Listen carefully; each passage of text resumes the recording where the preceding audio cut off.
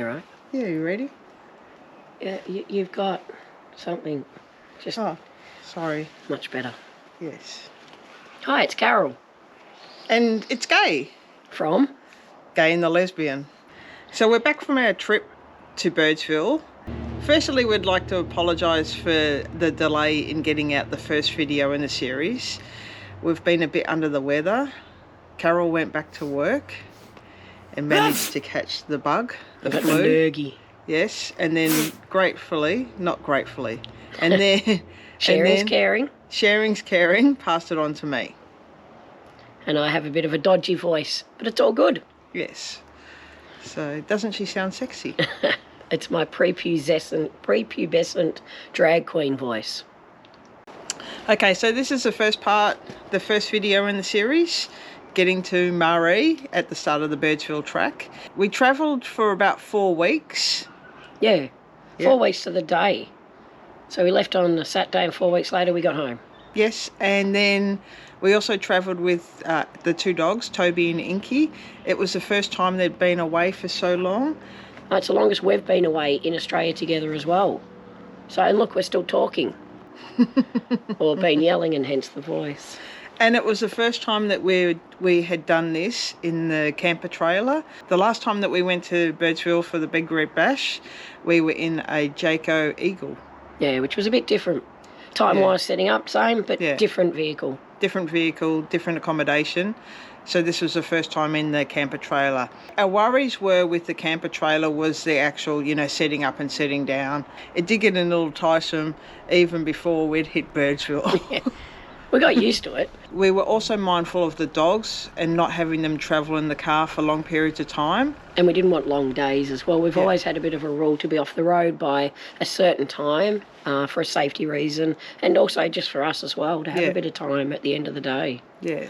So we basically always travel between 8 a.m. and probably around 4 o'clock p.m. At the latest, our latest. We could, yeah. So let's get started with the first day. We were up at the crack of... We're up dawn's crack. We were up before dawn's crack. Yeah.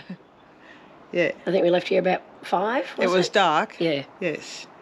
And we travelled a bit, and I think when daylight had hit and we needed... do we need fuel? Not sure. I think we did want to fuel up, but I think we wanted coffee fuel, like caffeine fuel. But the first town, and it was about 5 minutes to 9, one of the towns we were driving through happened to just be popping out an op shop sign, open. Gay was like this on the window with her nose pushed up. Are you open? Are you open? Yeah. So we stopped. It looked like nothing else in town was open, but the op shop was. What'd you get? So I purchased a stable table. In a box? In a box. And what happened with that after we left? It travelled with us the whole 4 weeks. It got moved from pillar to post. And it was annoying, but anyway, we've got a stable table. So we arrived at our first destination, Lake Lascelles. It was nice. Yes, nice little lake, free camping, with a gold coin donation for a shower. Showers are pretty good too. It was busy. And with the dogs, we did have to look around a little bit for an area that we could give them a little bit of free run. So day 2, we had a shorter day on the road and we went to Mildura, which is our last major shopping area with all your, what you'd call box shops, like your big shops, Safeways, Coles, Super Cheap Auto, and of course Autobarn. Why did we go to Autobarn, Kay? Went to Autobarn because we realised the day before that we didn't have mud flaps on the canopy, and I was a bit concerned about the big rocks going down the Birdsville track. From our previous experience, they do flick up and around the place, so we thought that we'd try and limit it. We didn't have rock tamers and we didn't have stone stompers, so the next best was going to be mud flaps. So we do have protection around the camper trailer, but I did think that the mud flaps would help out. Help reduce and I don't know if it did or it didn't, but we got mud flaps. So Mildura was the last opportunity for all that, last minute major shopping. So it was the last time that we saw McDonald's, Coles, Woolworths for another approximately 28 days. Now when we did do our last shop, we didn't buy any fruit and veg. We left all that until we got to our next destination into the border, because we were crossing into South Australia the following day. We camped night 2 at the Melbourne Common, which is just outside Mildura. It's about 10 minutes maybe. Not very far. Not very far anyway, which is sort of like camping on we was camping on the Murray. So it's just similar to where we've camped before. Nice little spot, easy access, easy to get into. We had undesirable neighbours. Yeah. Okay, the next day we crossed into the South Australian border, and yes, they do check your vehicle for everything. So all the eskies that we had, and we had 2 eskies, the fridge, freezer, we had boxes full of food. They checked through everything. So anywhere where they suspected we might have fruit and veg, they checked. Including the middle console in the car, everything. Yeah. So that day, after we'd got through the quarantine and everything like that, we had it was probably one of our longer days on the road, and we pulled in and stopped at a rest area at Peterborough into South Australia. Well into South Australia, or not well into, but into South Australia. Can Man came along not long after we arrived and searched the bins, so it had bins. So the Peterborough rest area is just on the side of the road. It had a barbecue, had some seating, some picnic tables, and it had rubbish bins. Nice flat area.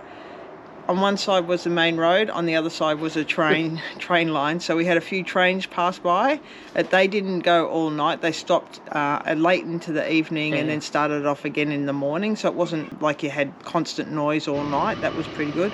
But it was nice to just be able to sit there. Felt like a train watcher. Yeah, you did. Yeah, the trains, they were quite long, and it's like, oh, here comes another train. I recently watched a video from Nastime Adventures, who claimed that he went to the best roadside rest area in Australia, and I beg to differ, because I think that the Peterborough one was better than that. At least we got to watch trains, and it was a magnificent sunset as well. Yeah, it was. We woke up the next morning and it was bloody cold. We had I got up first and we had ice everywhere. I was walking around taking photos. A little hat on our area was all iced up. The car was iced up. It took us quite a while to clear it. We were worried about packing the tent up. We thought we might have to break it in half instead of fold it. It was a bit of a busy morning. The garbage man came to pick up the rubbish. Trains going by, the traffic, trucks going again. It like seemed to be a big day of driving again. And we stopped for our main break at Hawker. So in Hawker, Carol prepared lunches again. Just sarnies. And it was good. Gay could give the dogs a run around while I was getting lunch ready. Yeah, they had at Hawker, they had a dog. Oh, that's right, yeah. An off-leash dog play area. It was new, wasn't it? It looked new. Yeah. Travelled along and arrived at Maree, and at what felt like we started to then gather a bit more momentum and started seeing other big red bash travelling vehicles. Yeah, people we figured were on our path as such. Yes, going to the bash. So when we arrived at Maree, it was time to put the mud flaps on. I could have done it earlier, but I didn't. So it was time to put the mud flaps on the car. Still, again, not sure if we needed them or not, but they're on there. So Snowflake has new mud flaps. So at Maree Hotel, it's free camping. It's first in, best dressed. It is a stony sort of gravel car park, quite thick stones, which was a bit of a challenge for us to set up. We tied the dogs to the fence, flipped her out and got her set up. It didn't take too long. And then inside the pub, they had showers, which were good showers again. A couple of bucks. I think it was a gold coin donation as well. And I think their money... Into the keg. Like a keg, and on it had this is under video surveillance, which I'm tipping it wasn't because it was in a shower. But anyway, I had a chuckle at that. And also, they had good meals there. Yeah. So that's the first part of the journey down from Melbourne to Maree. The next video coming out will be all about the Birdsville track. Give our video a big fat thumbs up, please. You know it means the world to us. And subscribe. We haven't been saying this very much, but don't forget to give it a subscribe and hit that little notification bell. While we were away, we did go live a couple of times.